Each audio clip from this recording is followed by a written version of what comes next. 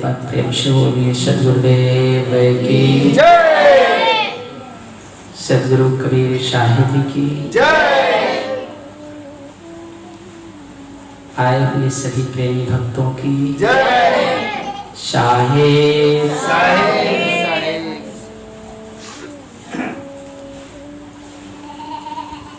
आज मैं आप लोगों के समक्ष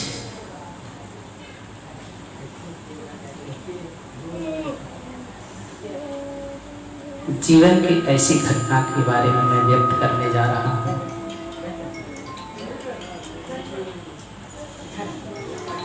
जो किसी भटके राही का है और उस सदगुरु की कृपा हुई। अभी तो आज नहीं आ पाऊंगा, कल ही होगा।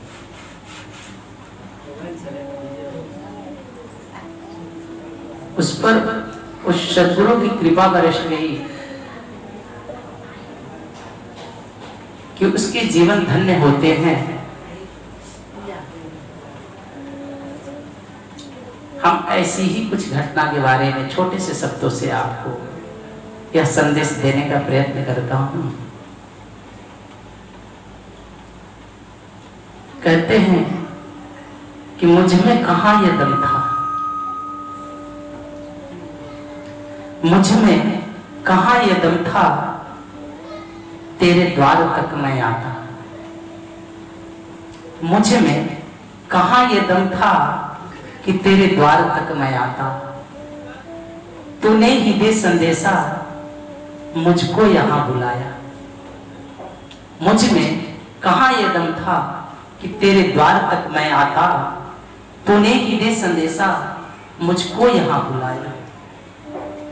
गलियों का खाक छाना नरकों में जा पड़ा था। गलियों का खाक छाना नरकों में जा पड़ा था। तेरे ही रोशनी से रोशन भी हो मैं पाया। सज्जनों, इस संसार में सभी मनुष्य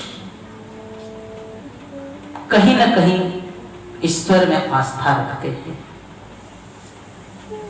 चाहे वो मंदिर की पूजा उपासना करते हो, मंदिर में जाकर के देवी देवताओं के पास जाते हो, कहीं गुरु बाबा के पास जाते हो, कहीं भी जाते हैं, तो सभी मनुष्य अपने जीवन के कल्याण के ही लिए जाते हैं कि मेरे जीवन का उद्धार हो।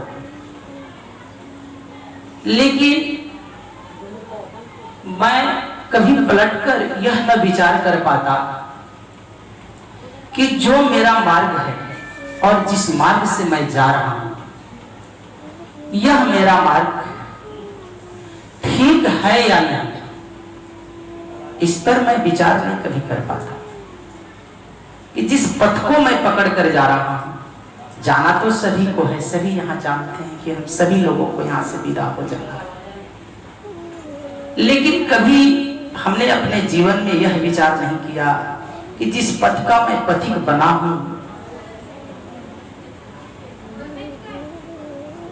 ये जो पथ है क्या मेरे गंतव्य तक पहुंचता।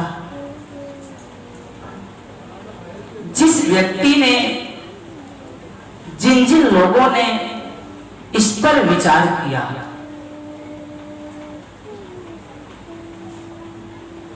इस पथ पर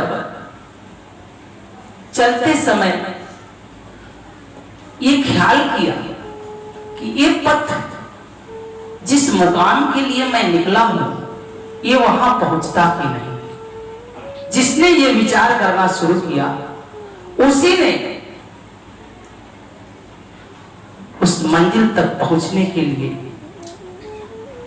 गुरुओं का खोज किया। दूसरा नहीं, दूसरा तो बस मैं भी कर लेता। ये अपने जीवन में यही कहते चलते हैं कि मैं भी कर लिया, मैं भी भगवान की पूजा कर लिया, मैं भी गुरु महाराज की पूजा कर लिया, मैं भी सत्संग में पहुंच गया। ये हमारे जीवन की सबसे बड़ी भूल है। क्योंकि जब व्यक्ति को अगर उस परमात्मा के लिए लगन लगती है, क्योंकि जाना सभी को है, रहना किसी को नहीं है। जाना है तो कहां जाना, इसकी खोज। क्योंकि यह बातें गोस्वामी जी भी कहते हैं कि जब से जीव भया संसारी, छोटी सी बात, कि जब से जीव भया संसारी।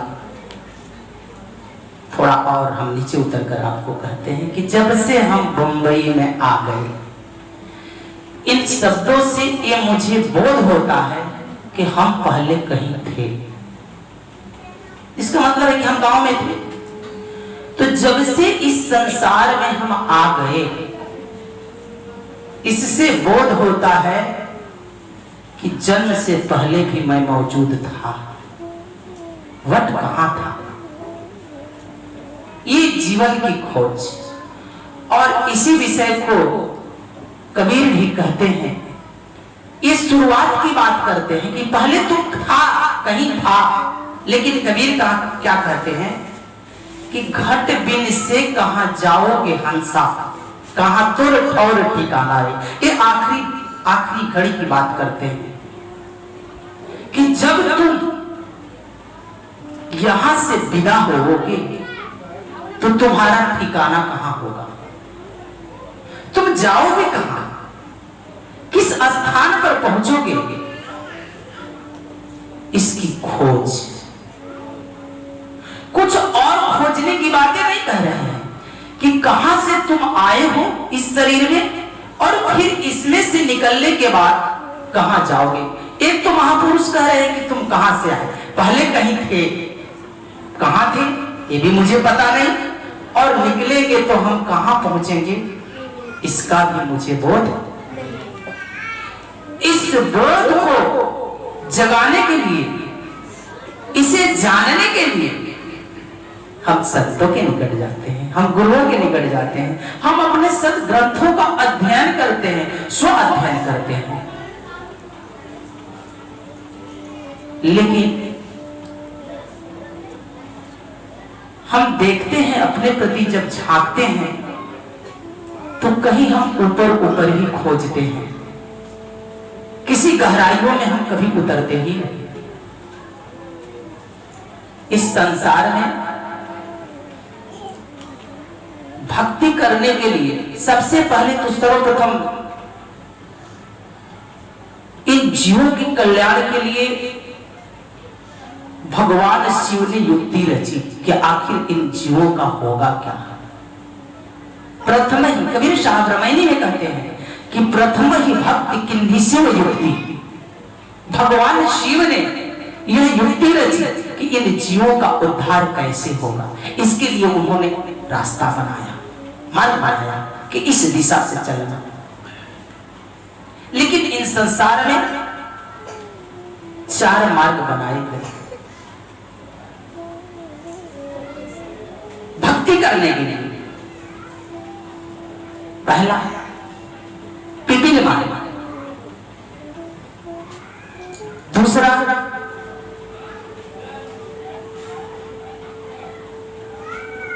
मरकट मार्ग, तीसरा मीन मार्ग और चौथा विहंगम मार्ग। ये 4 रास्ते बनाए गए और सभी गुरुओं ने बनाया। सभी रास्ता को देने वाले गुरु ही थे। लेकिन जिसकी जहां तक पहुंच, और सभी मार्ग पहुंचते हैं, मैं ये नहीं कहता कि जो विहंगम मार्ग है वो पहुंचता और पिपील मार्ग नहीं पहुंचता। पिपील का अर्थ होता है चोटी। आप लोग देखते होंगे कि जो चोटी है वो चावल के कड़ को लेकर के दीवार पर चढ़ने की बड़ा ही प्रयास करती है, लेकिन उसका वजन ज्यादा हो जाने से बार बार उससे चावल के कड़ छूट जाते हैं और बार बार बार वो नीचे गिर जाती है, लेकिन बहुत बार वो प्रयत्न करती है। लेकिन एक बार ऐसी भी परिस्थिति आती है कि वो जब उसका कोशिश जारी रहता है और अंदर में दृढ़ विश्वास होता है, तो विश्वास एक ऐसी शक्ति होती है कि उस वजन को लेकर के एक बार चढ़ ही जाती है। जो पिपील मार्ग की भक्ति है, अन्य भक्ति की बातें तो जैसे कि इस संसार में तो मार्ग बनाए गए, तो कहते कि 32,000 मत पंथ चलाए जाते हैं उस परमात्मा को प्राप्त करने के लिए। लेकिन इनको जब शोधा गया तो 4 मार्ग बताया गया, जिसका मैंने अभी आपको नाम लिया। पिपील मार्ग, मरगट मार्ग, मीन मार्ग, विहंगम मार्ग। तो ये पिपील मार्ग की जो भक्ति है, तो हम जब गुरुओं के पास चले जाते हैं तो गुरुओं ने मुझे नाम दे देते और बहुत प्रकार के नाम मिलते हैं। 2 अक्षर से लेकर के 12 अक्षर तक नाम दिए जाते हैं गुरु मंत्र उपदेश। इसमें संतों ने संशोधन किया, गुरुजनों ने संशोधन किया, विवेकी पुरुषों ने संशोधन किया है इस विषय को। तो जैसे भी मैं कोई नाम ले लेता, तो अभी देख लेते हैं कि गुरु के पास माला मिल जाता है और गुरु कह देता है कि आप राम राम जपते रहिए, कृष्ण कृष्ण कहिए, सत नाम कहिए, कबीर नाम कहिए, ये नाम दे देते। और ये जब नाम मिल जाते हमें तो माला भी दे देते कि भाई 24 घंटा माला जपते रहना, आप माला जपना है। देखिए अभी कृष्ण में, हरे कृष्ण में चले जाएंगे तो माला दे देते हैं, झोली बना करके हाथों में हम लगाए रहते हैं और चलते रहते हैं, और माला भी हमारा चलते रहता। लेकिन जब कोई हमारे परिचय के लोग कभी मिल जाते हैं तो हम क्या करते हैं, उनसे बातें करने लगते हैं। और हमारी माला क्या होती है, हाथ से चलते रहते हैं, लेकिन हम हाल चाल पूछने लगते हैं और नाम हमारा क्या होता है जी, छूट जाता है।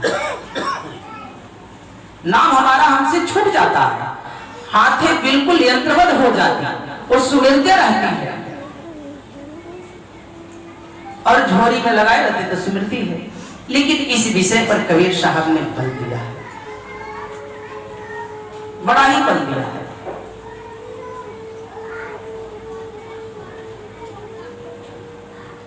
क्योंकि वो कहते हैं माला तो कड़े में फिरे। इसमें नाराजगी की बातें नहीं है, हमें माला अवश्य सुदृढ़ करना चाहिए। हम आपसे ये बातें नहीं करते हैं, कबीर थे ऐसा कह रहे हैं, लेकिन हमारे अंदर भी कुछ कमी आ गई है, इसलिए वो कह रहे हैं। संतों का कार्य है, वो आईने के रूप में इस जगत में आते हैं और हमारे कर्मों को अगर उनकी तरफ जब झांकते हैं तो हमारे कर्म दिखाई पड़ते हैं। इसलिए हम जब आईने में अपना शक्ल देखते हैं और लगता है कि मुझे काला पीला लगा है, तो व्यक्ति को क्या करना चाहिए, अपना मुख धो लेना चाहिए, साफ करना चाहिए, कि लड़ जाना चाहिए आईने के साथ। क्या करना चाहिए, साफ करना चाहिए। आईने के साथ लड़ोगे तो वो बिखर जाएगा, तो फिर चेहरे भी साफ अब दिखाई नहीं पड़ेंगे। एक बात मेरी ख्याल रखिएगा। तो सदगुरु कबीर साहब कह रहे हैं कि माला तो कर में फिरे, जीभ फिरे मुख माई, मनवा तो 24 फिरे, यह तो सुमिरना। वो ये बातें नहीं कह रहे हैं कि माला फेरना गलत है, सुमिरन करना गलत है। ये बातें उन्होंने नहीं कहा कि माला तो कर में फिरे, जीव फिरे मुखमान, मनवा तो 24। मन से जोड़ते हैं इस विषय को, मन की तरफ ले जाते हैं, कहते हैं कि ठीक है, मुख भी ठीक है, हाथ भी ठीक है, लेकिन बैठे बैठे ये माइंड होती है, ये मन मेरे भीतर होता है, तो क्या करता है कि हम मुख से भी जो बातें कह रहे हैं और दिमाग एक क्षण के लिए मेरा दूर होने लगता है। तो ये कहते हैं कि भाई तुम तो माला फिर रहे हो लेकिन समाचार कर रहे हो, हाथ ये चले जा रहा है, ये कोई सुमिरन की दशा नहीं है, ये तेरी कोई सुमिरन की दशा नहीं। सुमिरन की दशा तो तब होगी कि हाथ भी माला सुमिरन कर रहा हो और मुख भी उस परमात्मा का स्मरण कर रहा हो, लेकिन यहाँ मन भी मौजूद हो तब। मन की मौजूदगी बताते हैं कि अगर मन की मौजूदगी नहीं है उस जगह तो व्यक्ति का स्मरण भी ठीक नहीं है। इसलिए हमारा मन पर बल सभी संतों ने दिया। तो कहते हैं कि पिपील मार्ग की भक्ति है, अगर कहीं ये तीनों क्रम एक साथ आपका हो जाए और उस क्षण में अगर कहीं आप उस परमात्मा की आखिरी वेला में अगर तुम्हें जाने की घड़ी आ गई तो अवश्य तुम उस मुकाम तक पहुंच सकते हो।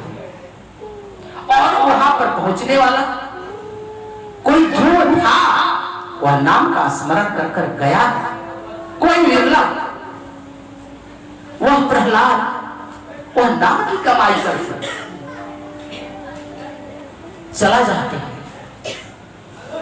पहले मुख से जपा, फिर मन में उतर गया। तो ये जो जाप होती है कई खंड में होती,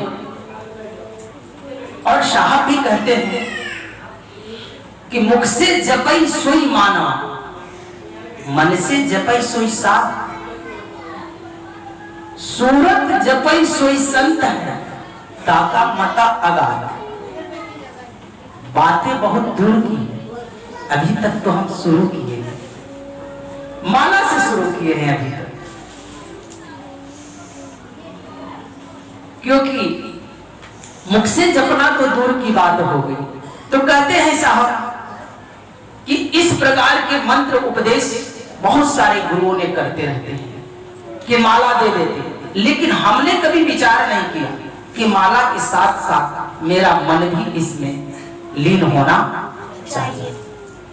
और माला जपते जपते व्यक्ति चाहे तो जा सकता, आज माला जप रहे हैं, फिर मन, तो ये मुख हमारा बोलने लगा, और मुख पर जब बोलने लगता है तो बोलते बोलते ऐसी घड़ी आती है कि आपका मुख बंद हो जाता है। अगर ठीक तरह से स्मरण करते रहें तो फिर क्या होता है, मन भी बोलने लगता है, मन का भी स्मरण करते रहते हैं तो एक ऐसी घड़ी आती है कि मन भी रुक जाता है, फिर इसमें अपने आप को नाम शुरू हो जाता है। मुखी नहीं रहता, मुखी तक बातें सीमित, ये मन तक ही सीमित नहीं रहता, फिर अपने आप इसमें होने लगता है, जिसे संतों ने अनहद नाद कहा है। इस विषय को यही बातें मैं आपसे कह रहा हूं कि पिपील मार्ग की भक्ति भी वहां ले जाती है, मूर्ति पूजा भी उस परमात्मा तक पहुंचाती है, क्योंकि इसका मिसाल मीरा है, प्रमाण है। इस कलिकाल की मैं बातें कर रहा हूं, मीरा ने नाचते नाचते उस मूर्त में समाने लगे, वैसा प्रेम झक गया उसके भीतर और कह पड़ी, भैरे मैं तो प्रेम दीवानी, मेरो दर्द न जाने को। वैसा प्रीत लग गया उस पिया से, उस परमात्मा से। ऐसा मेरे भीतर अगर वह नाम का स्मरण मैं करना शुरू कर दिया और उस परमात्मा से मेरा प्रेम लग जाए तो फिर माला भले ही छूट जाए लेकिन मन नहीं छोड़ता, उसे पकड़े लेगा। मन को पकड़ाने के ही लिए मुझे माला मिला है। एक बात मेरा ख्याल करिएगा, जो माला मिला है वो मेरे मन को पकड़ाने के लिए मिला है, हाथ को पकड़ाने के लिए नहीं। ये तो एक बहाना। ये बहाना कैसा? जब बच्चे स्कूल जाते हैं ये बहुत छोटे रहते हैं, थोड़ा सा समझिए इसको कि जब छोटे ज्यादा बच्चे रहते हैं तो माँ क्या करती है कि जब जाता है तो उसे 2 चॉकलेट देती है। क्या करती है? 2 चॉकलेट। क्यों देती है? चॉकलेट ऐसे जाएगा तो रोएगा, चॉकलेट के बहाना दे करके इसे स्कूल में लेकर जाती है कि चल उधर तुमको देंगे, तो उसके बहाने वो पढ़ने जाता है, उसके बहाने। हालांकि उसे अभी ये पता नहीं होता कि पढ़ना क्या है, लेकिन ये जो चॉकलेट का उसने प्रलोभन दिया ना, इसके कारण वो विद्यालय जाने का प्रयत्न किया। ठीक उसी प्रकार से मुझे भी संत गुरुओं ने एक प्रलोभन दिया कि तू अच्छे और सत्कर्म करोगे तो तुझे क्या मिलेगा? स्वर्ग मिलेगा, जनलोक मिलेगा, भुवरलोक मिलेगा, वैकुंठ मिलेगा, साकेत मिलेगा। ऐसे ऐसे लोगों को बताया उन लोगों ने, तुम ये स्मरण करो, सुमिरण करो। लेकिन जिसने गया वही जाना कि वहां क्या मिलता, दूसरा कैसे बताएगा? दूसरा तो नहीं बताएगा। तो बच्चे का ज्यादा ध्यान चॉकलेट पर था, विद्यालय पर नहीं था। आज ऐसी दशा हमारी भी है, हम सबके यहाँ पर है, क्योंकि वहां क्या है वह बातें कबीर भी कह देते हैं कि अजई नाम समुद्र में का जाने का हो। वहां जाने के बाद क्या होता है? जो गया वही जाना, दूसरा नहीं। दूसरा तो यहां सिर्फ कल्पना कर सकता। क्या कर सकता? कल्पना कि वहां स्वर्ग है, वहां जनलोक है, वहां भुवरलोक है, साकेत है, वहां अधिसुख है, ये हम सिर्फ कल्पना करते हैं। लेकिन सच बात यही है कि जिसने माला सुन करके वहां पहुंचा वही व्यक्ति ध्यान करके भी वही पहुंचा, सुमिरन करके भी वही पहुंचा। वहां भी जाकर के तुम उसी मुकाम को छूते हो जहां अन्य लोगों ने छुआ। वो आप भी कर सकते हैं, आप में भी वो शक्ति जग सकती है। लेकिन हमने सिर्फ चॉकलेट खाने तक अपनी बातें रखी। यही बात होता कि महाराज जी मेरा कोई काम नहीं हो रहा, जरा उपाय कर दीजिए। ये चॉकलेट जैसी बातें हैं। क्यों जाना है, किस लिए जाना है संतों के निकट, ये निर्णय मुझे खुद अपने आप में होना चाहिए। आखिर क्या दे देगा संत? कोई धन तो देगा, कोई नौकरी तो तुम्हें देने वाला नहीं, ये सब चीजें वो नहीं देगा। अब उसे नौकरी कैसे देगा आपको, और धन कैसे देगा? उनको तो लोग खुद ही 2 रुपया 5 रुपया 1 रुपया देते रहते हैं, और तुम्हें कैसे देगा? लेकिन जो धन वो देने वाला है उस धन को शायद मेरे पास शायद आवश्यकता नहीं, और जिनको आवश्यकता है वो तो खोजते फिरते, वो तो जंगलों में भी चले जाते, उन संत गुरुओं के पास भी जाकर बैठे रहते दिन रात। ये राम रतन धन कौन लेगा?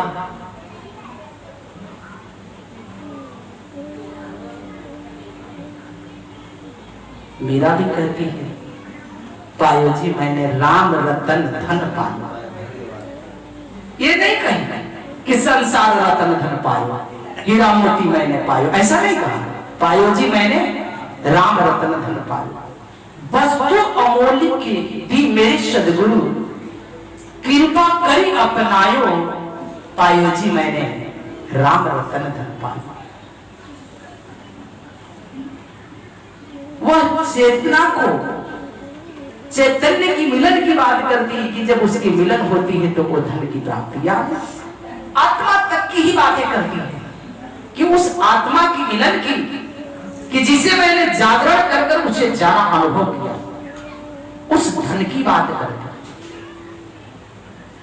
हमने तो लोगों को बहुत जाना है। यहाँ पर देखते आप लोग भी कहते हैं हम उसको जानते हैं, हम फलाने को जानते हैं, इनको जानते हैं, उनके अगल बगल इतना रिश्तेदार सभी को आप जानते हैं, कहते हैं कि हम जानते हैं।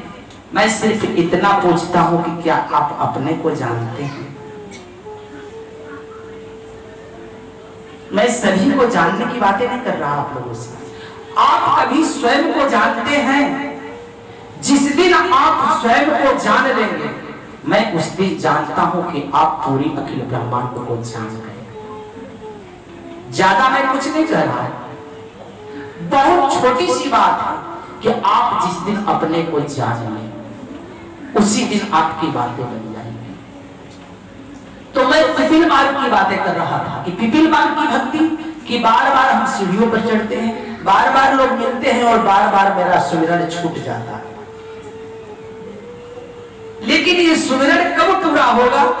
तो जब बातें कबीर कह रहे हैं, जो बातें कबीर कहते हैं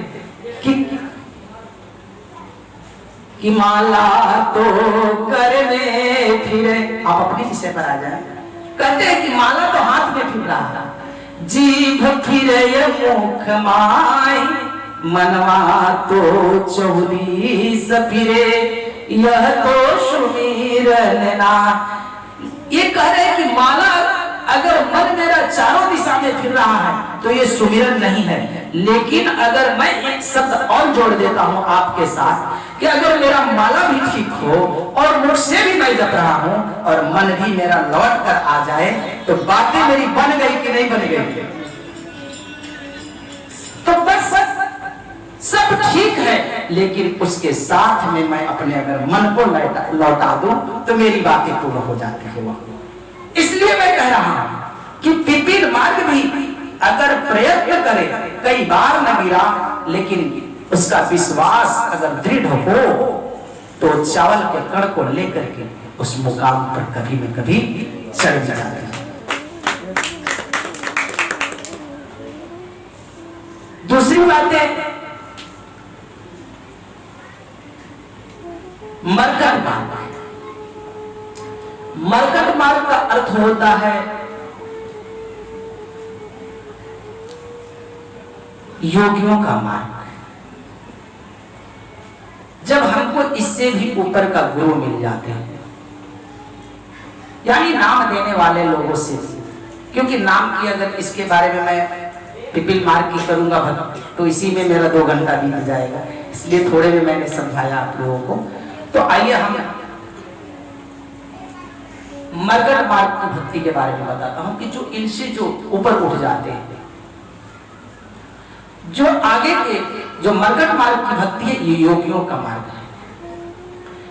इसमें क्या करता है योगी लोग? इसमें 3 क्रियाएं करते हैं, रेचक, पूरक, कुंभक। तो ध्यान करते हैं, श्वास को खींचना, रोकना और फिर छोड़ना।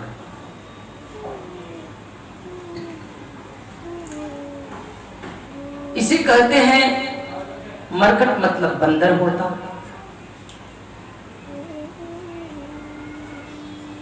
और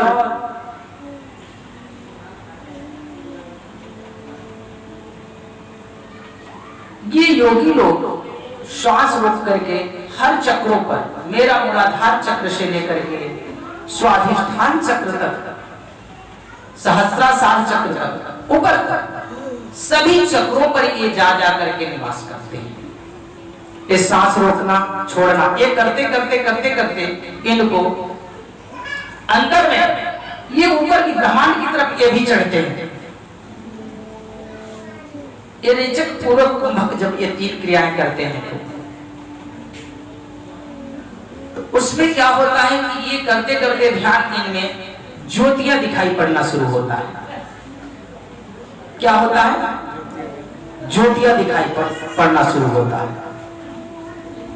और जब ज्योतियां इनको दिखाई पड़ता है और बहुत सारे इसमें ध्वनियां भी इनको सुनाई पड़ता है, लेकिन ये ज्योतियों को ज्यादा देखते हैं। आप भी घर पर जाएंगे, ये क्रियाएं करेंगे तो क्रियाएं करते करते मन शिथिल होगा, कर लीजिएगा घर पर, ये बातें याद रखिएगा।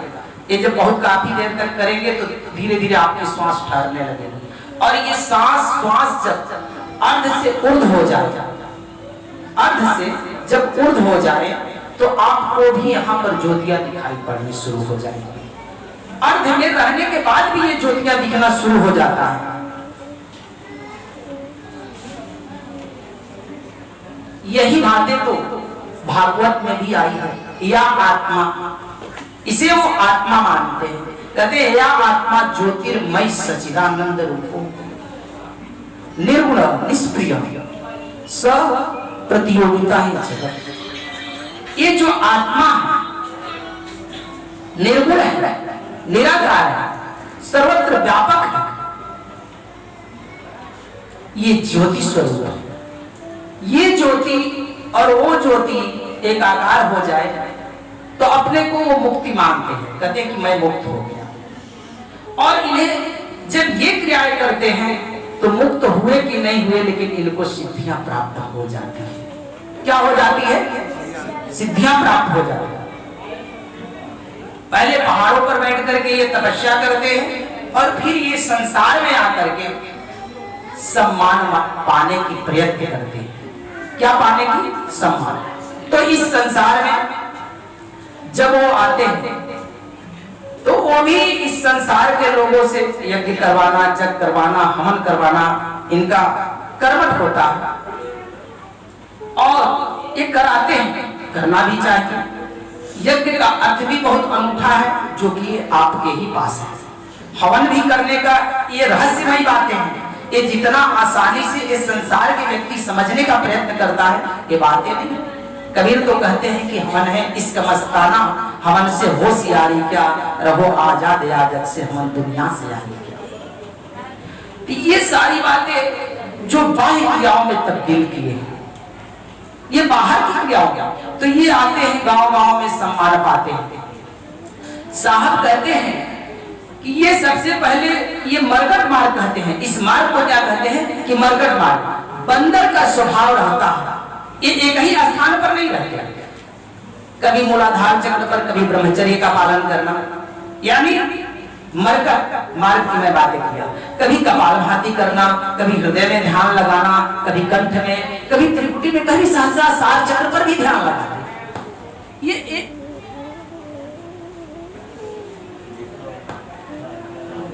एक ही स्थान पर नहीं रहते। बंदर का स्वभाव देखिए, मरकट कहने के पीछे रहस्य है, क्योंकि बंदर का स्वभाव कभी आप नहीं देखे होंगे कि वो शांत बैठता है। अगर उसे शांत बैठने के लिए सोचेंगे कि स्थिर होगा तो कभी स्थिर नहीं होगा। कभी ये डालकर से वो डालकर, वो डालकर से वो डालकर, वो डालकर से वो डालकर, सदा वो छलांग लगाते रहते हैं। लेकिन इनको भी साहब कहते हैं कि जो बंदर को पकड़ने वाला होता है, जो बंदर को पकड़ने वाला होता है वो क्या करता है, एक छोटा सा मटका लाता है और मटके को बकायदे बांध देता है, और बंदर को फल को दिखाता है, मिठाइयों को दिखाता है, और दिखा करके क्या करता है, उस मटके में डालता है। क्या करता है? उस मटके में डालता है, उनको दिखाता और डालता, उनके अंदर एक लोभ पैदा करता और अपने क्या करता, छुप जाता। बंदर क्या सोचता कि लगता कि ये चला गया, और वो क्या करने की कोशिश करता कि एक ही हाथ नहीं, जाता है मटके के पास, चारों तरफ इधर उधर देखता है घूम करके, कहता है कि अब कोई दिखाई नहीं पड़ता, अब आराम से मैं इसे खा सकता हूं। तो ये एक ही हाथ नहीं, एक हाथ तो डाला तो दूसरा, अभी निकाला नहीं कभी दूसरा हाथ डाल दिया, और जब दूसरा हाथ, जब दोनों हाथ जब डाल देता है तो निकालने की प्रयत्न करता है। तो हाथें तो डालते समय में खुली थी, यूं चली गई, निकालते समय में मुट्ठी बांध लिया, अब निकल नहीं रहा, अटक गया। अब ये बंदर ये नहीं सोचता कि मैं अगर मुट्ठी खोल दूंगा तो हाथ आसानी से निकल जाएगा। वो क्या करता है, मुट्ठी बांधे रहता, और पकड़ने वाला ने धीरे धीरे जा करके उसको आराम से पकड़ लेता है और आराम से पकड़ करके नाक कान छेद करके क्या करता है, गांव गांव में घुमाना शुरू करता है। साहब वही बात कहते हैं, मदन साहब जी का छोटा सा पद है, कहते हैं कि भेष बदल जग मोरेली नौनिया। मैं आप ही की तरफ आऊंगा जो बातें कह दिया। तो कहते भेष बदल जग मोरेली नौनिया, जो कोई मूड़त मूड़ उठावे ताही भले के जग झोरेली नौनिया। भेष बदल जग मोरेली नौनिया नाउन का प्रमाण देते हैं साहब, क्योंकि इस संसार में सभी लोग कहा कि माया छोड़ो माया छोड़ो माया छोड़ो। तो योगी बाबा भी योग तपस्या करने माया छोड़ कर ही गए थे। क्या करने गए थे? योग तपस्या करने गए थे, लेकिन कह क्या रहे हैं कि भेष बदल जग मोरेली नौनिया। तो कहते कि जब सिद्धियां मिल जाती हैं, तो ये नाउन है ना, तो शादी ब्याह में तो लड़की ही के पक्ष से रहती है जब शादी ब्याह होता है तो, लेकिन आवश्यकता पड़ने पर वो नाउन क्या करती है, लड़के के पक्ष में चली जाती कि नहीं कभी कभी। हाँ, यहां से तो हम माया छोड़कर गए कि मुक्त हो जाएंगे जंगल में, लेकिन वहां गए तो, क्योंकि साहब कहते हैं माया का बड़ा ही उदाहरण दिए हैं कि मोटी माया सब तजे। मोटी माया मतलब यह संसार,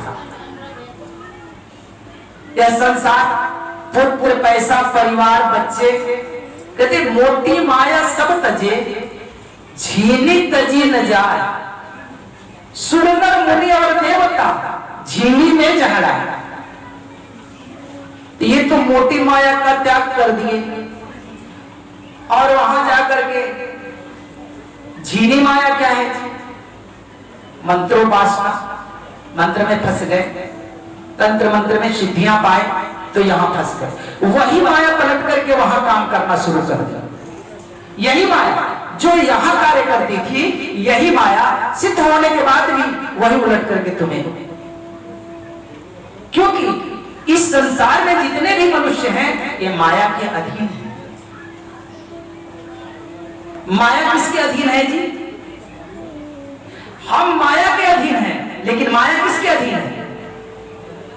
उसके अधीन है। वो इंगित करता है माया को, वो माया को इंगित करता है, लेकिन हमको माया इंगित करती है। तो जो मरकट मार्ग की भक्ति है, तो उन्हें जब सिद्धियां मिल जाती है तो इस संसार में उन्हें सम्मान पाने की प्रेरणा जाती है इस जगत में, कि हमें मान मिले, सम्मान मिले, प्रतिष्ठा मिले, एक प्रकार का अहम जगता है। वही उलट करके, क्योंकि जब वो कोई कार्य करता है तो धीरे धीरे लोगों का कार्य होता है उससे, और संसार के जीव तो जगत की ही वस्तु मांग करता है। उसे क्या पता कि यहाँ से विदा होने के बाद क्या होता है। तो संसार का अभी जीवन है, तो जीवन के बारे में जो सुख होता है उस सुखचर्या के बारे में वो मांग कर सकता है कि मुझे थोड़ा धन चाहिए, थोड़ा मकान चाहिए, थोड़ा सा पैसा होना चाहिए, थोड़ी बैलेंस होना चाहिए, मेरे परिवार सुखी होना चाहिए, क्योंकि ये इसी को यही तक वो सत्य मानेगा, क्योंकि जीवन मृत्यु को नहीं जानता, इसलिए ये यही की बात करता। और इस जगत में ही योगी बाबा भी सम्मान पाने की चेष्टा करते हैं। इसलिए साहब कहते हैं कि इन्हें भी काल छोड़ता नहीं। कहते योगिया आयु सहर मंझारी। साहब कहते हैं कि योगी काया खोज भुलाना, काया आगे पद निर्वाणा। योगी योग साधना करही, भाव सागर से नाही तरही। कहते हैं कि ये योगी भवसागर से पार नहीं होता। ये योगी फिर से इस संसार में जन्म लेता है।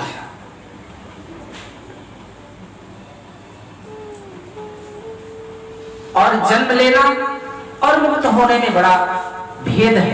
तो कहते योगिया आयो सहर मंझारी, तो फिर से इस संसार में जन्म ले लेता, इसे फिर भी काल पकड़ता है, ये माया इसे फिर भी जकड़ लेता है, ये माया से कभी मुक्त होता नहीं है। कर्मठ में लग जाता है। ये कबीर कहते हैं कि योगिया आयो सहसा जाए। तो कहते हैं कि जो रेचक कुंभक पूर्वक क्रियाएं कर कर सभी चक्रों का वेधन करता है, और सभी चक्रों में कौन निवास करता है जी? मैं बहुत बार आप लोगों को बताया कि चक्रों पर ही इन देवताओं का निवास होता है, और देवताओं के पास सिद्धि रिद्धि सिद्धियां सभी है, वो उन्हें प्रदान हो जाता है। तो इन्हें वही शक्तियां उपयोग ये करते हैं इस जगत में। तो कहीं चमत्कार दिखा देना, किसी को श्राप दे देना, किसी को वरदान दे देना, एक समर्थता का ये कार्य नहीं है। समर्थ पुरुष ऐसा कभी करता नहीं, ये कार्य ही वो न करता कि किसी को वरदान दे कि किसी को श्राप दे, ये दोनों कार्य न करता। सदगुरु कबीर कहते हैं कि जाग बूझ जड़ होए रहो, बल गज निर्बल होए।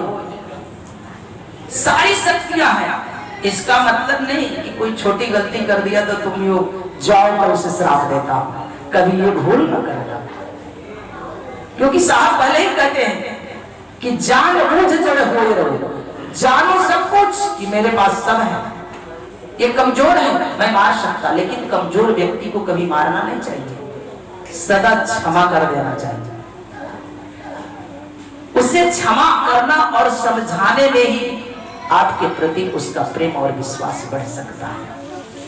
लड़ाई तो बलवान से लड़नी चाहिए है, कमजोर से कभी नहीं। तो कहते जान बूझ जड़ हो रहो, बल गज निर्बल हो। कहे कबीरता दास को पल्ला न पकड़े को, ऐसे महान पुरुष का हाथ कोई पकड़ नहीं पाता इस जगत में। लेकिन यहाँ तो महाराज जी सिद्धियों से भरे हुए चले आए, और देखते हैं पहले के जो जोगी बाबा लोग गांव में फिरते थे, कहते थे कि तू दे नहीं तो हम श्राप दे दे।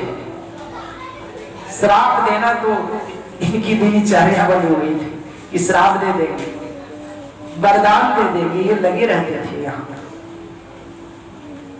तो साहब कहते हैं कि ये है मरकट मार्ग। जिस प्रकार से ये बंदर पकड़ा गया और इनके नाक और कान छेद करके जो बंदर के नचाने वाला था, जिस प्रकार से पकड़ करके गांव गांव घुमाने लगा मार मार के, वैसी ही दशा। कहते हैं कि काल इनको भी छोड़ता नहीं, काल ने किसी को नहीं छोड़ा। ये 10 अवतार आए, इन्हें भी काल नहीं छोड़ा। सदगुरु कबीर कहते हैं कि मर गए ब्रह्मा काशी के वासी, शिव शहीद मोह वय अविनाशी। मर गए मथुरा के कृष्ण गवारा, मर मर गए वो 10 अवतारा। मरी मरी गए वो भक्ति जिन ठानी, सरगुण से निर्गुण जिन आनी। नाथ मछंदर बचय नहीं, गोरख दत्त और व्यास। कहीं कबीर पुकारी के पड़ई काल की फांस। कहते हैं कि काल के जाल से अभी तक कोई बचा नहीं। काल किसी को नहीं छोड़ा। हम और आप जैसे तुच्छ जीवों की क्या मिसाल। तो कहते हैं कि ये मरकट मार्ग की जो भक्ति है, जो हम योग प्राणायाम जो करते हैं, रेचक कुंभक पूरक की 3 क्रियाओं को कर करके हम सभी चक्रों को शोधन करते हैं, वेधन करते हैं। कहते हैं कि इनमें सिद्धियां प्राप्त होती है, लेकिन यहां से मुक्ति मिलती नहीं।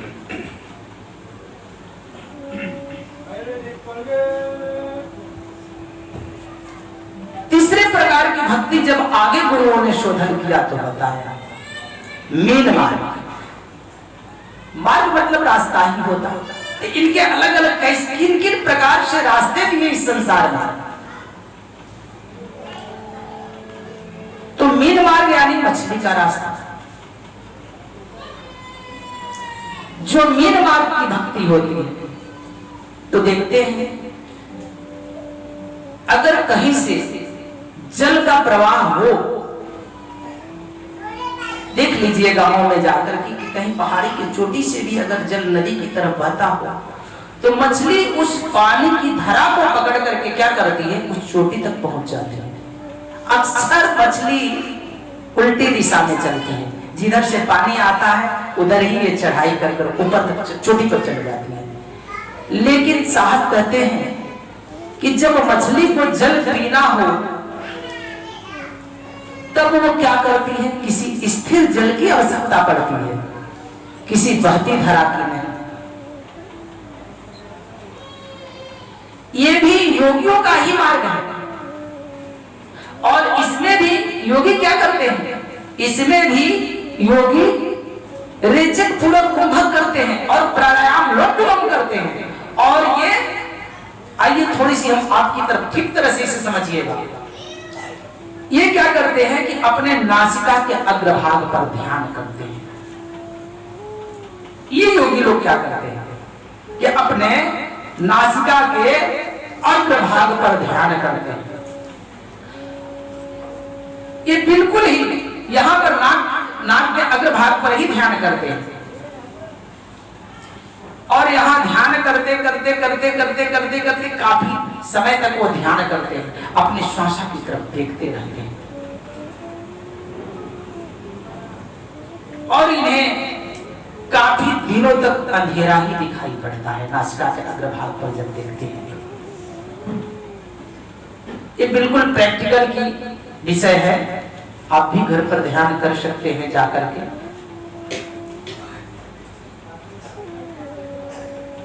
जब भी व्यक्ति कोई बीज बोता है जमीन में तो आप भी कोई धान गेहूं के बीज बोते होंगे या किसी भी सब्जी के, तो देख लीजिएगा पहले खुदाई होता है तो उसके भीतर डाल दिए जाते हैं। काफी दिन तक उस अंधेरे में वो रहता है, 2 दिन 5 दिन 7 दिन 8 दिन तक रहता है। तो कुछ दिन रहने के बाद भी उस पृथ्वी से वो बाहर आता है। मिट्टी थोड़ी गुली होने के कारण धीरे धीरे वो बाहर की तरफ आता है। तो कहते हैं कि वो उसका मुख पीला होता है। जब ये योगी लोग नासिका के अग्रभाग पर एकाग्रचित करके अपना जब ध्यान करते हैं तो इन्हें भी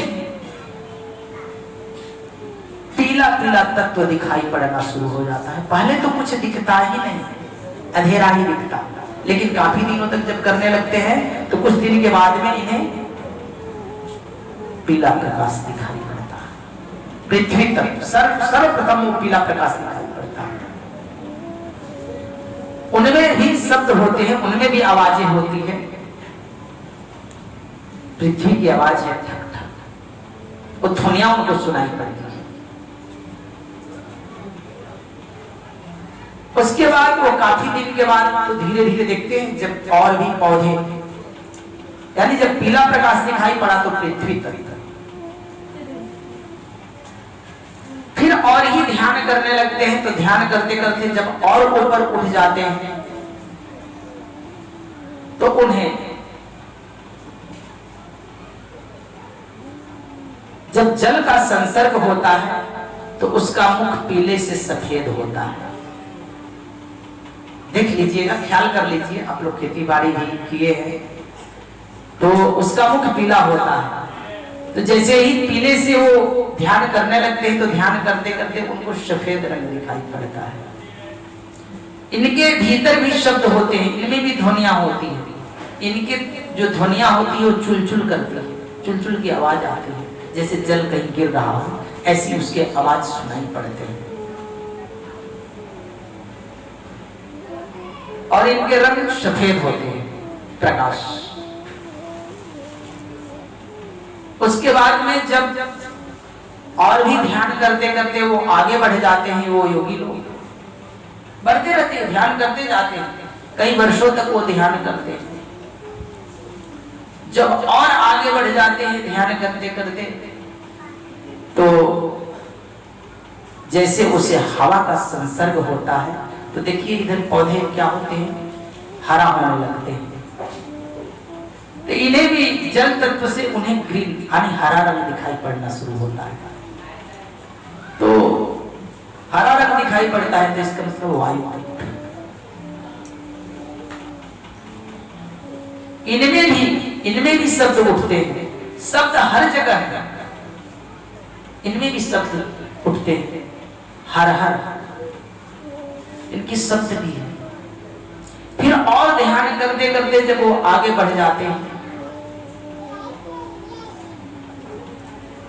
तो जब और आगे बढ़ जाते हैं तो उन्हें देखिए पौधे भी जब और हरा से जब और बड़े हो जाते हैं देखते उनके मुख पीले होने लगते हैं, सूर्य के प्रकाश जब लेना शुरू करता है अच्छी तरह से तो लाल रंग मुख लाल होने लगते हैं। देखिए जैसे ही बड़ा पौधा होता है तो उसका मुख फिर लाल होने लगता है। तो कहते हैं अग्नि तत्व। इनके भी अपने शब्द होते हैं, इसमें धाधा की ध्वनियां सुनाई पड़ती है। काफी तक ये क्रियाएं करते करते अंत में देखते हैं ये इससे भी जब ऊपर उठते हैं तो उनको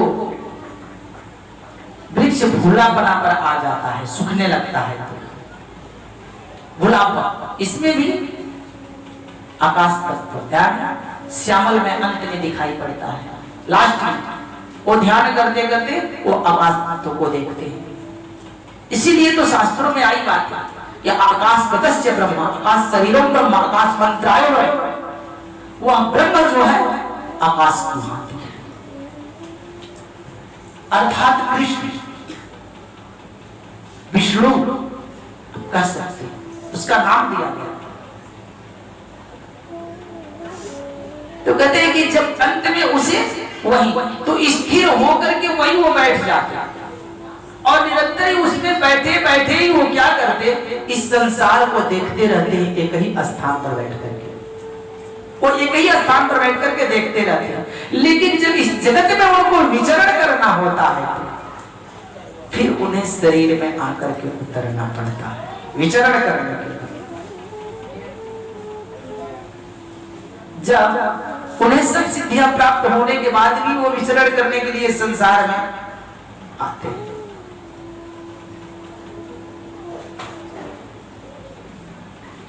और इन्हें बहुत प्रकार की इसमें ध्वनियां सुनाई पड़ती है। और ये ध्यान की विधियां शुरू से ही होते आया, कोई आप नहीं, इसे कहते हैं तत्वदर्शन, तत्वों का ज्ञान। तो जब वहां पर भूलापना होता तो कट जाता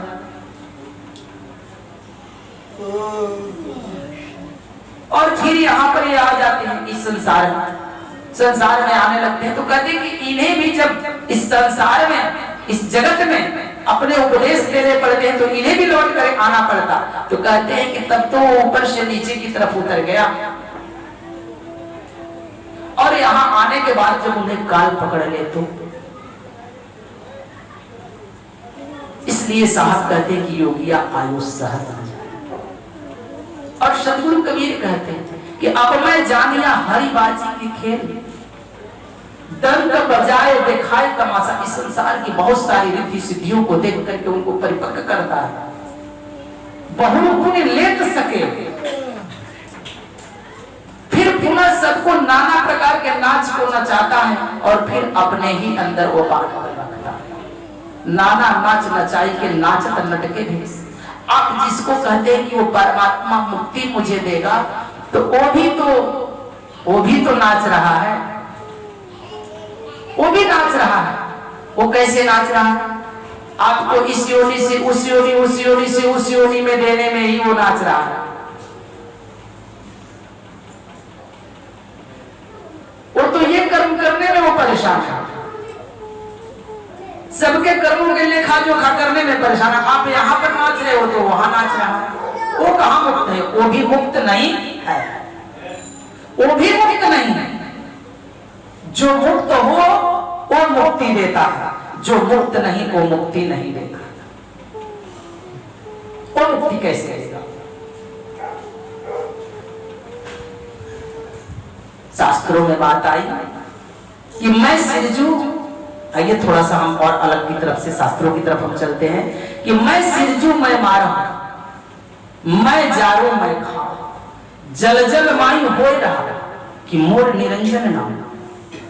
निरंजन स्वयं कहते, यानी देवी से वो स्वयं सिंह कहते कि मैं सिरजू, अर्थात कि मैं ही इस जगत का सृजनहार हूं, मैं ही जन्म देता और मैं ही मारता हूं, मैं ही खाता, मैं ही जन्म देता हूं, मैं सिरजू मैं मारू, मैं जारू मैं खा, जल जल यानी इस घट में सब जगह समस्त घट में मैं व्यापक हूं।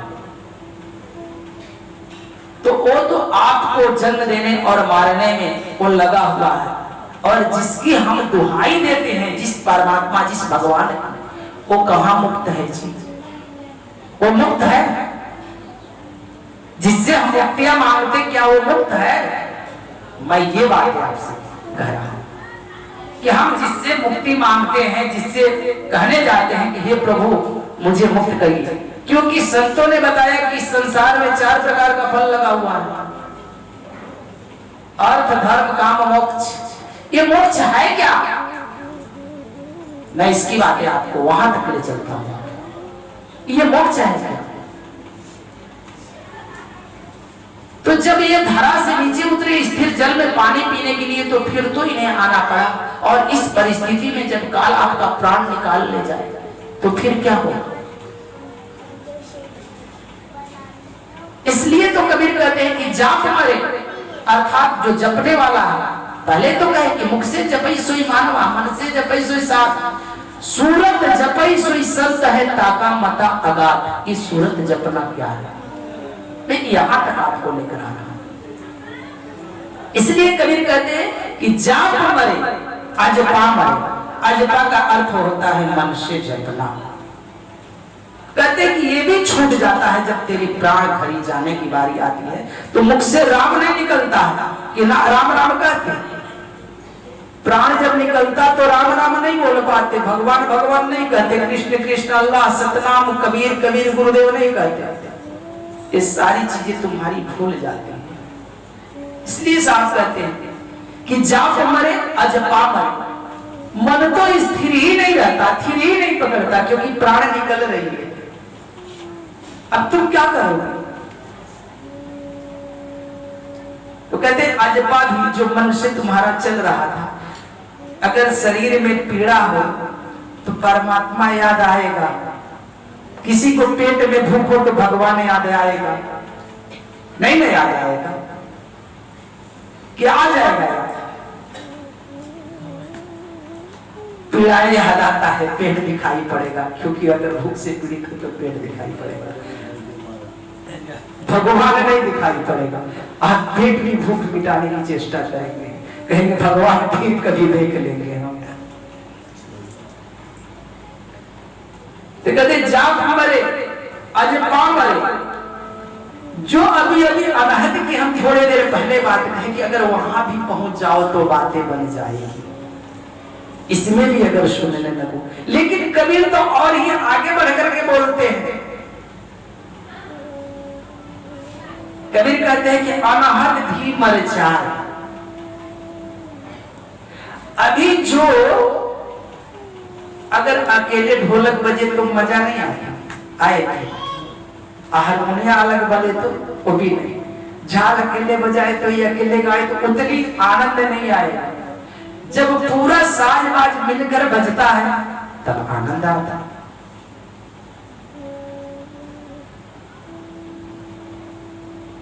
सभी मिलकर के बजता है तब आनंद आता है।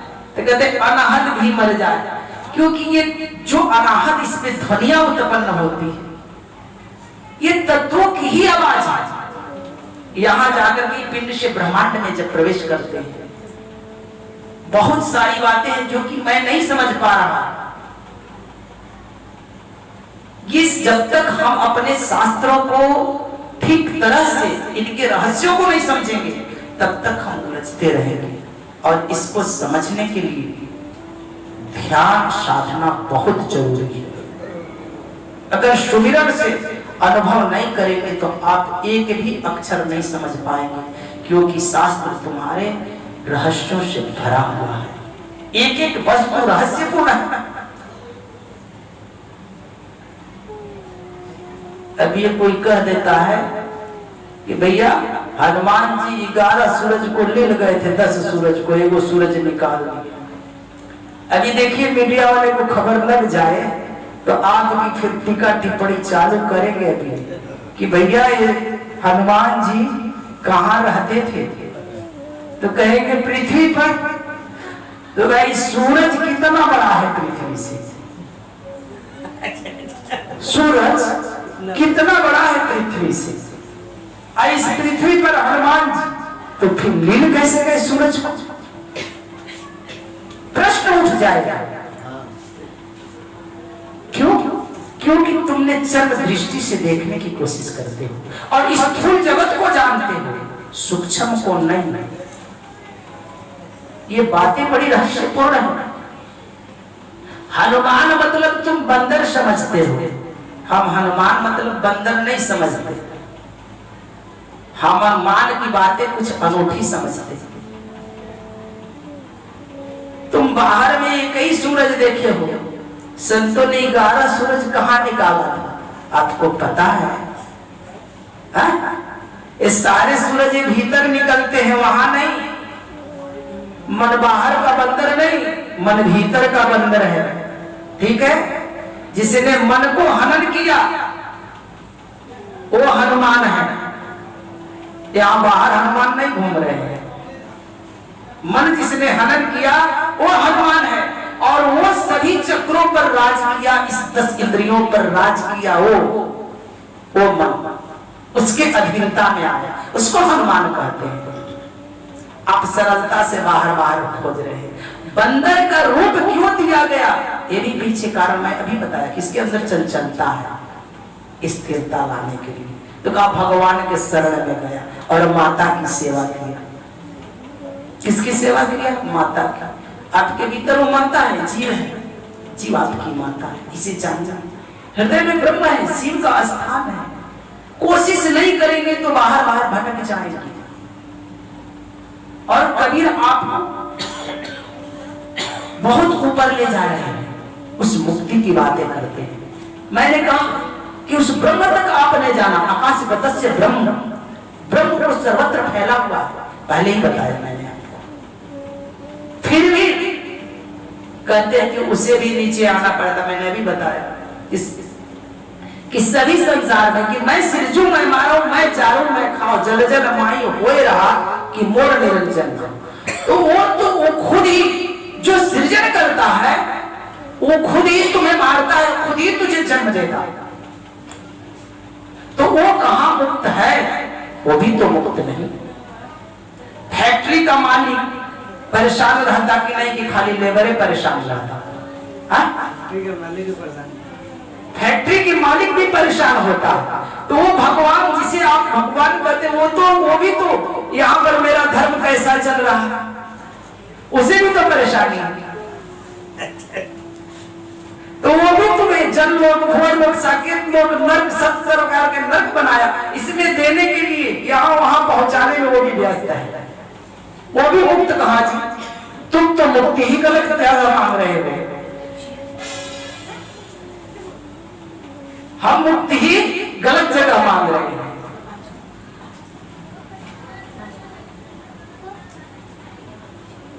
तो ये हमारे हैं मीन मार्ग, मीन मार्ग की भक्ति, जो इस तरह से जब तक कर कर लेकिन मुक्ति नहीं मिलती, इसमें भी मुक्ति नहीं है। कहते कि वो ईश्वर, इसीलिए मेरे शास्त्रों की वचन है ये कि हरि सिर जयते वार है। ये गुरुओं पर निर्धारित कर दिया गया है, बातें याद रखना। हरि सिर जयते वार है। हरि का स्मरण किए अच्छे माता पिता मिलेंगे, अच्छी नौकरी मिल जाएगी, धन संपत्ति मिल जाएगी, वैभव मिल जाएगी, क्योंकि ईश्वर का स्मरण किए उसके पास है। लेकिन गुरु सिर जयते पार, गुरु का स्मरण करने से ये जीवात्मा उस चौथे मोक्ष फल की प्राप्ति करता है। यही कारण है कि जिसे हम अवतार माने वो भी गुरु के शरण गया, वो भी क्या किया, गुरु के शरण गया। और उन्हें भी जब आत्म का बोध नहीं हुआ, राम भगवान को भी जब उन्हें आत्मज्ञान का बोध नहीं हुआ,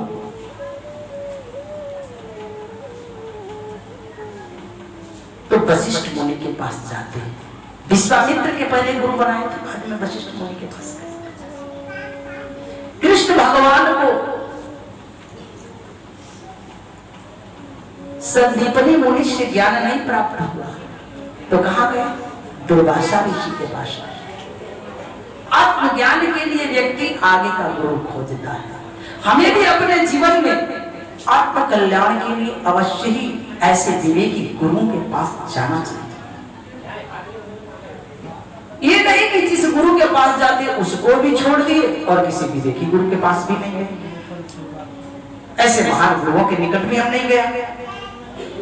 और आप सभी शास्त्र उठाइएगा, सबसे पहले वो गुरु को दर्शाता है। आप हनुमान चालीसा उठाते हैं तो श्री गुरु चरण, सबसे पहले गुरु की बात है। रामायण उठाइएगा, उसमें भी गुरु की महिमा सबसे पहले बताई जाती है। हम विद्यालय में जाते हैं तो भी गुरु की पाठ पढ़ाई जाती है। सबसे पहले गुरु श्रेष्ठ, छोटे से छोटे विषयों से लेकर के अध्यात्म की गहराई, उस चोटी तक पहुंचने के लिए मुझे गुरु की आवश्यकता पड़ती है। तो सबसे पहले हमें यही नहीं समझ में आता कि जब गुरु इस जगत में है तो हम भटक क्यों गए। यहां इतनी द्वंद्वता किस बात की, क्यों यहां इतना महामारियां, क्यों यहां कहते हैं कि भ्रष्टाचार फैला, जब हमारा देश सदियों से विश्व गुरु रहा तो क्यों भटक गए। ये प्रश्न भी उठते हैं कि नहीं उठते। हम भी कहते हैं कि माना तुम सच्चे रहमत हो, माना तुम सच्चे रहमत हो तो फिर देश में क्यों बदहाली है। माना तुम सच्चे रहमत हो तो फिर देश में क्यों बदहाली है। साधक इस राज से वाकिफ है, समझे हो इसे दीवाना क्या।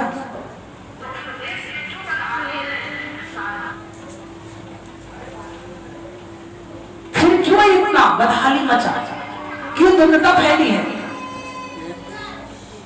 क्यों परेशानी, क्यों मतभेद खड़े हैं, एक प्रश्न है। और ये फैलने के पीछे एक ही कारण है कि उन ज्ञानी गुरुओं ने जो मुझे रास्ता दिया, इसका नींव डाला, उन ज्ञानी गुरुओं ने जिनके पास ज्ञान नहीं था, जो ज्ञान से वंचित थे, उन ज्ञानी गुरुओं ने यहां नींव डाला, जिसे हम ज्ञानी मानते हैं। यही कारण है कि मनुष्य जाति में मतभेद पैदा हुआ, अब उनके अंदर भिन्नता खड़ी हुई, एक दूसरे में समानता नहीं, प्रेम न पैदा हुआ। प्रेम की तो सदियों से तुम चर्चा करते आ रहे हो कि प्रेम करो परमात्मा मिले, प्रेम करो। सभी ने प्रेम की बात कही, कबीर ने भी प्रेम की बात कही।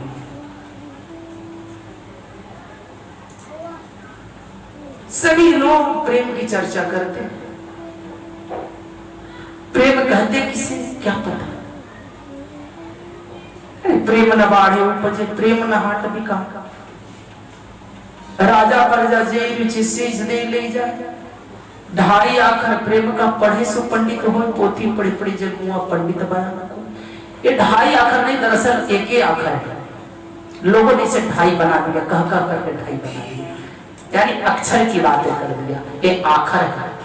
आखर मतलब एक प्रकार की बोली, अक्षर नहीं, आखर एक क्षण। एक आखर प्रेम का, एक क्षण का प्रेम, पढ़े सो पंडित हो। ये प्रेम होता क्या। यहां तो देखते बाहर बाहर एक दूसरे से लोग सभी प्रेम करते हैं। दरअसल मनुष्य को स्वयं से प्रेम करना चाहिए। जो अपने ऊपर दया किया है वही दूसरे के ऊपर दया करेगा। तो अपने जीव के ऊपर कब तुमने दया कर दिया कि लोगों के ऊपर दया करने चल दिया? पर से प्रेम में पीड़ा है। मेरी बातें ख्याल रखिएगा। अगर तुम किसी और से प्रेम करते हो, किसी दूसरे से प्रेम करते हो, तो उसमें पीड़ा है, दुख है। और जहां दुख हो, जहां पीड़ा हो, जहां आंसू बहने लगे,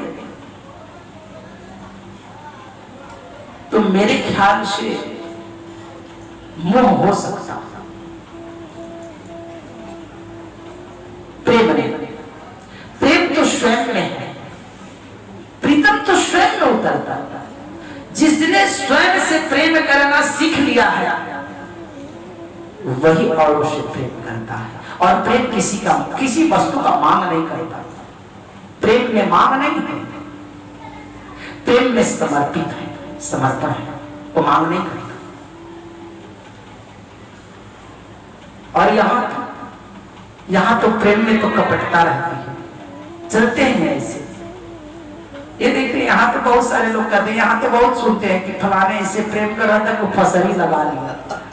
ये चलते हैं यहाँ का प्रेम नहीं, प्रेम कर रहा था कि जहर खा लिया। प्रेम कभी ये कहता, प्रेम परमात्मा का रूप है। प्रेम में तुमने दोष देना शुरू कर दिया।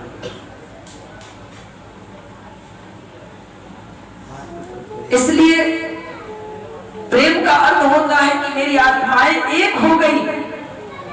शरीर दो रहा लेकिन मेरा मिलन एक कर दिया। इसे आंतरिक एक हो गए, अंदर से एक हो गए। अब हमारे तुम्हारे में कोई भेद नहीं। जो भेद है, जो भिन्नता है, इस शरीर का है। और यहाँ तो रहीम जी कहते हैं कि प्रेम न ऐसा कीजिए जस खीरा में की।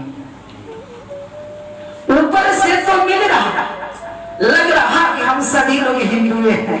देखिए मोटी भाषा में कहते, अंदर भागा थी भैया, ये तो दूसरे झंडा वाले हैं, हम तो भगवा वाले हो जाती है। ऊपर से लग रहा कि हम सभी एक हैं, लेकिन सभी के अंदर कहीं ना कहीं द्वंद्वता खड़ी है। जो एकता ऊपर में दिखाई पड़ रही थी, वही एकता अगर भीतर में हो जाए तो तुम्हारा पताका कोई फहराने से रोकता नहीं। तुझे ये जो सदग्रंथ हमारा कहता है, ठीक तरह से उसके गहराई में उतर जाए तो खीरा एक ही चीज का नाम है ना। लेकिन जब चीरा गया, उसे देखा गया फाड़ कर, तब लगा कि भीतर में ही इसकी बतलारा है।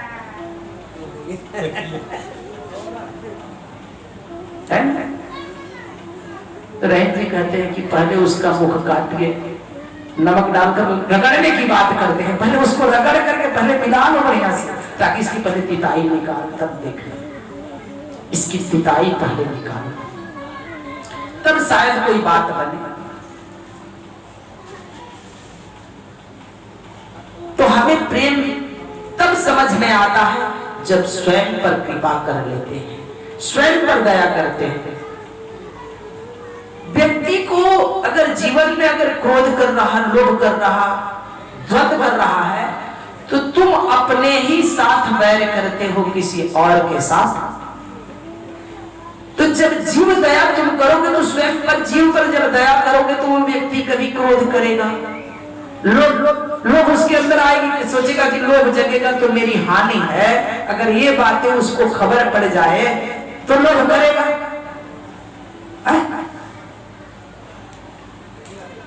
नहीं करेगा कि करेगा?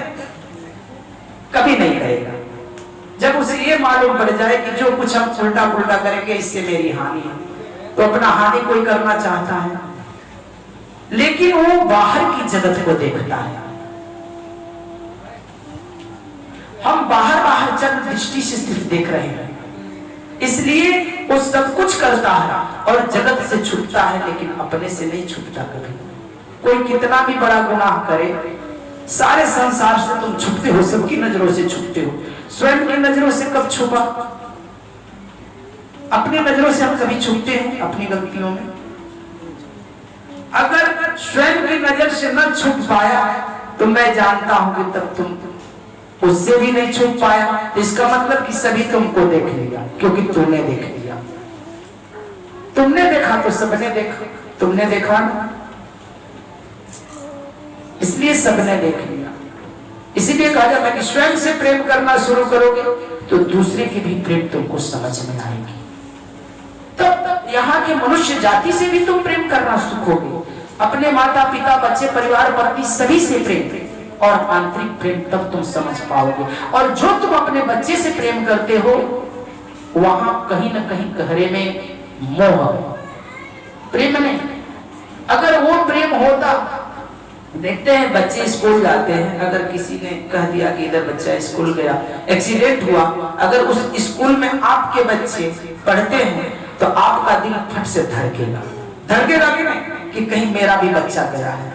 लेकिन जिनके बच्चे वहां स्कूल में नहीं गए हैं और एक्सीडेंट की बात सुनता है तो उनका दिल धड़कता है? नहीं धड़कता। क्यों नहीं, क्यों नहीं धड़का जी? बाहर के बात है। क्योंकि आपका तार वहां तक जुटी है, क्योंकि आपके बच्चा है वहां। लेकिन जो पूरी मनुष्य जाति से प्रेम करने लगा तो मैं कहता हूं कि उसका दिल धड़क जाएगा, उसका बच्चा हो या ना, उससे मतलब ये बातें। तो प्रेम इसलिए कि जब सभी मनुष्यों से करोगे तो सभी पशुओं से भी प्रेम जगेगा, सभी प्राणियों से भी जगेगा, पूरी कायनात से जग पड़ेगा प्रेम। झाड़ पहाड़ नदियां झरने तो जहां जाओ वहीं आनंद की वर्षा हो पड़ेगी। ये प्रेम है, इस प्रेम की महिमा है। और ऐसे प्रेम जाना थे मीरा सवरी ने, ऐसे भगवान जूठे पेड़ कहीं नहीं खा लेते, उसे सुधी भी नहीं रहा, उसे सुधी भी नहीं रहा कि ये झूठ। उसके अंदर भाव क्या थी? कहीं खट्टे न मेरे प्रभु को लग जाए, दांत में कोट ना आए, ये कहीं खट्टे न लग जाए, ये भाव था। ऐसी भाव अगर आ जाए और जहां ऐसी भाव दशा हो वहां झूठा अच्छा बुरा कुछ नहीं होता। तो ऐसी भाव दशा अगर मेरे जीवन में आ जाए तो आप जरूर धन्य भागी हो। लेकिन हम तो सदा कपटता रखते हैं, हमारे जीवन में सदा कपट फलित होता है। तो हम बातें कर रहे थे आप लोगों से उनकी, इन योगी पुरुषों। आइए अपने विषय पर हम चलते हैं कि जो मीन मार्ग, जिनकी स्रोत को पकड़ करके उस मुकाम तक, उस चोटी तक वो मछली चढ़ गई, जब उनको संसार में इस जगत का आनंद लेना पड़ा तो एकदम डायरेक्ट उसी स्रोत को पकड़ करके स्थिर जल में आ गई पानी पीने के लिए। उन्हें भी इस संसार में आना पड़ जाता। इसलिए साहब कहते हैं कि ये उसकी खेला को मैं जानता हूं, इसलिए कहते कि अब मैं जान लिया हर बाजी की खेल। कहते कि उसकी खेल को मैं जानता हूं कि ये क्या करता है। सबसे पहले कहते कि जो इस तरह से एक आप लोग मदारी वाले को देखे होंगे, तो सबसे पहले वो क्या करता है मदारी वाला? इधर थुम्बी गाड़ता, उधर थुम्बी गाड़ता है और पूरा दिखाता है अपने खेला। देखते एक बच्चे को अंदर रखता है, फिर उसको काट देता, फिर कबूतर बना देता, फिर सर्प बना देता। ये बहुत प्रकार का खेल दिखाता है। लेकिन क्या करता है खेला दिखा करके? हमें ऐसा लगता है कि जो खेला दिखा रहा है वो सही है, क्योंकि साहब कहते हैं कि बाजी झूठ बाजीगर साचा। जो खेल दिखाने वाला व्यक्ति है वो सत्य है, लेकिन जो खेला हो रहा है, कहते बाजी झूठ जो हो रही है वो झूठी, बाजीगर साचा जो दिखाने वाला है वो सत्य है। साधन की मत ऐसे कहे कबीर जिन जैसी समझी ताकी।